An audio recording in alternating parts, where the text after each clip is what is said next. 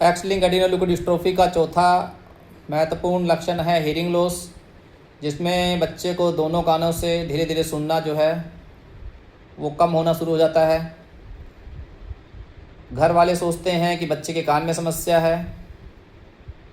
काफ़ी सारा समय बच्चे की कान के इलाज में ही बीत जाता है, जबकि अंदर ही अंदर बीमारी कुछ और चल रही होती है और काफ़ी सारा समय बीतने के कारण बीमारी अंदर ही अंदर और बढ़ जाती है।